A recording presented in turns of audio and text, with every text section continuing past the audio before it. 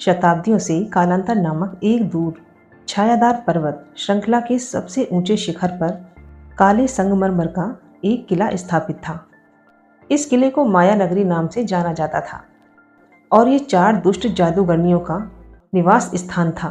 उनके नाम थे महारुद्रा, सबसे बड़ी और सबसे शक्तिशाली, जो क्रूरता और क्रोध की प्रतीक थी। उसका राज था किलों और पहाड़ों पर।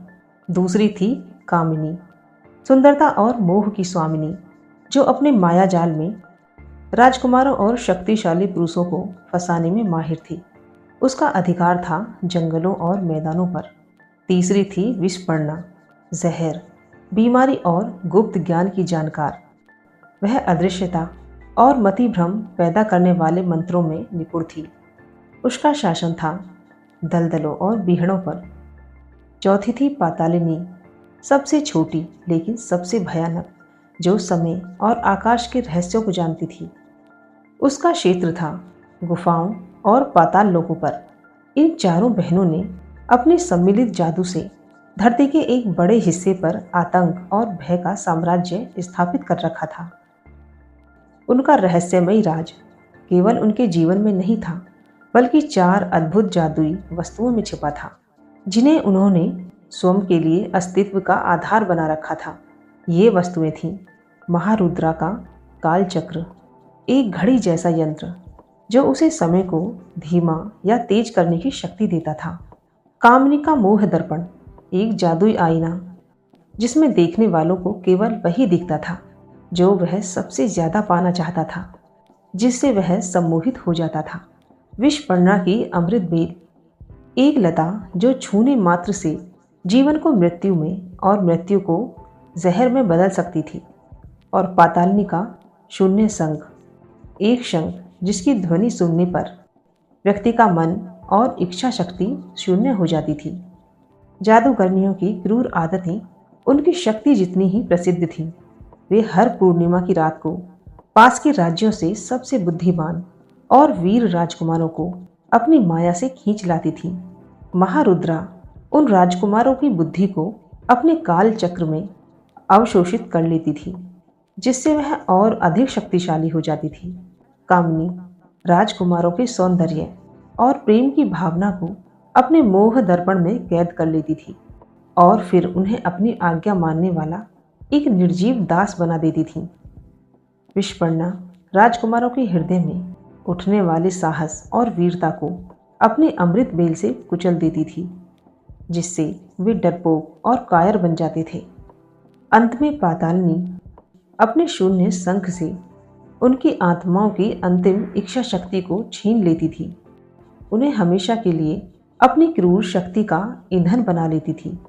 उनका उद्देश्य स्पष्ट था, सभी राज्यों के सबसे श्रेष्ठ तत्वों को नष्ट करना, ताकि कोई भी उनके अत्याचारी शासन को चुनौती ना दे सके। दूर एक समृद्ध न्यायप्रिय राज्य आर्यवर्त पर राजा वीरभद्र और उनकी रानी इंदुमती का शासन था। उनके इकलौते पुत्र थे राजकुमार शौर्यवीर, जो अपने नाम के अनुरूप ही शूरता, बुद्धिमता और दयालुता का प्रतीक थे। एक दिन शौर्यवीर को अपने शिकार अभियान के दौरान माया नगरी की सीमा पर एक रहस्यमय झरना मिला। वहां कामिनी ने एक साधारण युवती का रूप धारण कर रखा था। उसकी आंखें इतनी आकर्षक थीं कि शौर्यवीर पहली नज़र में ही उसके मोह जाल में फंस गए। वे कामिनी की सुंदरता के भ्रम में खो गए। उसे लगा कि वह आदर्श प्रेमिका है जिसकी उन्हें तलाश थी। जैसे ही वे कामिनी के पास पहुंचे, वह उन्हें माया नगरी की ओर ले गई। किले में प्रवेश करते ही अन्य 3 जादूगरनियों ने उनका स्वागत किया। शौर्यवीर को अपनी पहली गलती का एहसास हुआ, लेकिन तब तक बहुत देर हो चुकी थी। एक रात जब शौर्यवीर को एक काल कोठरी में बंदी बनाया गया था, महारुद्रा ने आकर उनका सामना किया। उसने शौर्यवीर की बुद्धिमत्ता को अपने काल चक्र में खींचना शुरू कर दिया। पीड़ा से कराहते हुए शौर्यवीर अपने माता पिता और राज्य के विषय में सोचते रहे, और इसी बीच उन्होंने सुना कि वे जादूगरनियां अपने गुप्त राज पर फुसफुसा रही थी। जब तक चमत्कारी चकमा बीट की ताकत हमारे अंदर है, और जब तक ये 4 जादुई वस्तुएं अपने स्थलों पर हैं, हमें कोई हरा नहीं सकता। अगली सुबह शौर्यवीर अपनी इच्छा शक्ति खो चुके थे। वे अब केवल जादूगरनियों के हाथों में एक असहाय मोहरा थे, जिन्हें वे पूरे आर्यवर्त के खिलाफ इस्तेमाल करने की योजना बना रही थी। जब राजकुमार शौर्यवीर कई हफ्तों तक वापस नहीं लौटे, तो आर्यवर्त में मातम छा गया। राजा वीरभद्र दुख और चिंता से बीमार पड़ गए। रानी इंदुमती अपनी साड़ी, अपनी राजसी आभूषणों में एक कमजोर रानी हो सकती थी, लेकिन उनके हृदय में एक सिंहनी का साहस और एक विद्वान का विवेक था। उन्होंने समझ लिया था कि ये किसी साधारण शत्रु का काम नहीं है। उन्हें याद आया कि बचपन में एक साधु ने उन्हें भविष्य में एक बड़ी चुनौती का सामना करने के लिए तैयार रहने को कहा था। उन्हें एक गुप्त मंत्र और जादुई जड़ी बूटी के बीज दिए थे। इंदुमती ने एक साहसिक निर्णय लिया। उन्होंने अपने लंबे बाल कटवाए, मर्दाना वेशभूषा धारण की और अपना नाम बदलकर वैद्य इंद्रजीत रखा। अपने भेष बदलने के बाद रानी इंदुमती ने एक पुराने चमत्कारी चकवा बीट का पता लगाने के लिए निकल पड़ी। उन्हें याद था कि साधु ने कहा था कि यह बीट दुनिया में कहीं भी जादू का पता लगाने और उसे बेअसर करने की क्षमता रखता है। अपनी खोज के दौरान उन्हें एक प्राचीन मंदिर मिला, जहां चकवा बीट की शक्ति का उल्लेख था।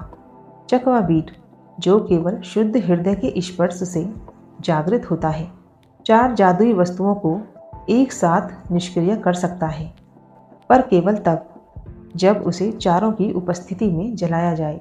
इंदुमती ने एक प्राचीन हस्तलिपि की मदद से चकवा बीट के एक छोटे लेकिन अत्यंत शक्तिशाली बीज को खोज निकाला। उन्होंने उसे अपने गले में एक ताबीज की तरह पहन लिया। वैद्य इंद्रजीत माया नगरी की ओर चल पड़े। अपनी वैद्य कला का उपयोग करते हुए उन्होंने अपनी प्रसिद्धि दूर दूर तक फैलाई। उनकी योजना थी जादूगरनियों के किले में एक सेवक के रूप में प्रवेश करना। एक दिन जब विषपर्णा एक दुर्लभ और खतरनाक जहर के कारण बीमार पड़ गई, तो इंद्रजीत ने अपनी चाल चली। वह किले में पहुंचे और घोषणा की कि उनके पास ही उस जहर का एकमात्र प्रतिकार है। अविश्वसनीय रूप से इंद्रजीत अपने वैद्य ज्ञान और शांत स्वभाव के कारण सफल रहे। विषपर्णा ठीक हो गई और कृतज्ञतावश जादूगरनियों ने उन्हें अपना व्यक्तिगत वैद्य नियुक्त कर लिया। किले के अंदर इंद्रजीत ने धीरे धीरे राजकुमार शौर्यवीर का पता लगाया।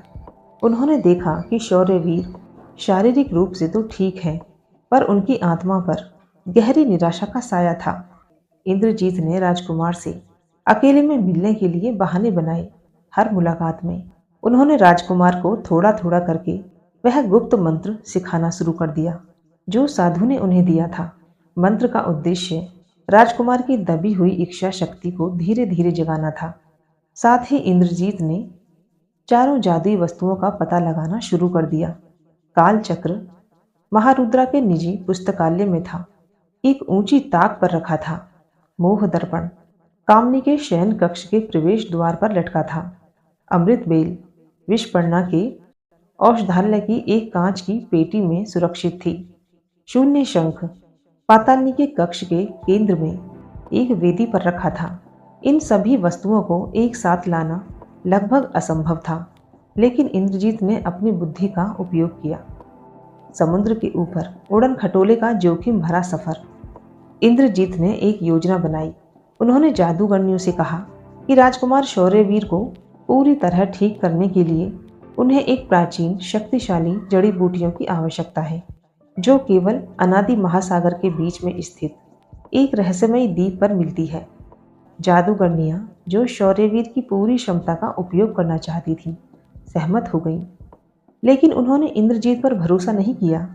पातालनी ने कहा, हम तुम्हें एक मौका देंगे वैद्य, तुम उड़न खटोले पर जाओगे, लेकिन अगर तुम वापस नहीं लौटे तो हम तुम्हारे राजकुमार की जान ले लेंगे। उड़न खटोला केवल पातालनी के जादू से उड़ सकता था और वह बहुत अस्थिर था। समुद्र के ऊपर का सफर अत्यधिक जोखिम भरा था, क्योंकि उस क्षेत्र में विशालकाय समुद्री दानवों और तूफानों का राज था। जाने से पहले इंद्रजीत ने शौर्यवीर से फुसफुसाते हुए कहा, आज रात जब मैं वापस आऊंगा तब वही मंत्र जो मैंने तुम्हें सिखाया है उसका उच्चारण करना। तुम्हारा जीवन अब तुम्हारे हाथों में है मेरे राजकुमार। इंद्रजीत ने अपनी यात्रा शुरू कर दी। समुद्र के ऊपर उन्होंने भयानक तूफानों और समुद्री राक्षसों का सामना किया। अपनी वैद की थैली में रखे चमत्कारी चकवा बीट को कसकर पकड़ते हुए उन्होंने महसूस किया कि बीट उन्हें रास्ता दिखा रहा है। वे द्वीप पर पहुंचे और जड़ी बूटी को प्राप्त किया। वापस लौटते समय एक विशाल दानव ने उड़न खटोले पर हमला किया। इंद्रजीत ने अपनी बुद्धि का उपयोग किया और दानव को अपनी वैद की थैली से एक सम्मोहक इत्र की गोली फेंक दी। दानव कुछ देर के लिए भ्रमित हो गया और इंद्रजीत ने इस समय का उपयोग करके किले में वापस उड़ान भरी। इंद्रजीत जब किले में वापस पहुंचे तो उन्होंने एक नाटकीय चाल चली। उन्होंने घोषणा की कि जड़ी बूटी को काम करने के लिए जादुई शक्ति के सामने ही लगाना होगा। चारों जादूगरनियों को ये सुनकर गर्व हुआ कि उनकी शक्ति जड़ी बूटी को दोगुना कर देगी। वे सहमत हो गईं और अपनी अपनी जादुई वस्तुओं को एक विशाल वेदी पर ले आईं। काल चक्र, दूसरा मोह दर्पण, तीसरा अमृत बेल और चौथा शून्य शंख। चारों वस्तुएं वेदी पर चमकने लगीं और जादूगरनियों ने शौर्यवीर पर मंत्रों का जाप करना शुरू कर दिया। ये इंदुमती का क्षण था। उन्होंने तुरंत अपनी जेब से चमत्कारी चकवा पीठ निकाला जो चारों वस्तुओं की निकटता के कारण अब तेज आग की गोली की तरह चमक रहा था। ठीक उसी क्षण राजकुमार शौर्यवीर ने इंदुमती द्वारा सिखाए गए गुप्त मंत्र का जोर से उच्चारण किया। ये मंत्र उनके हृदय की इच्छा शक्ति को पुनः जागृत करने के लिए था। जैसे ही शौर्यवीर की आत्मा की शक्ति वापस आई, इंद्रजीत ने दमकते हुए चकवा बीट को वेदी के केंद्र में चारों जादुई वस्तुओं के बीच में रख दिया। चकवा बीट जल उठा। एक भयंकर विस्फोट हुआ।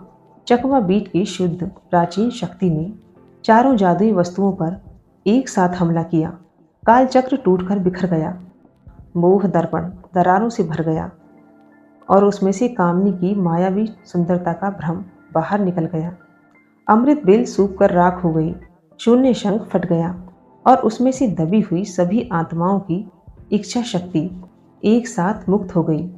जैसे ही उनकी जादुई वस्तुएं नष्ट हुईं, चार दुष्ट जादूगरनियों पर उनकी शाश्वत शक्ति का प्रतिकार हुआ।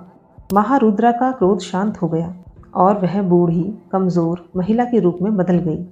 कामनी की सुंदरता फीकी पड़ गई और वह अपने मोह के जाल से मुक्त हो गई।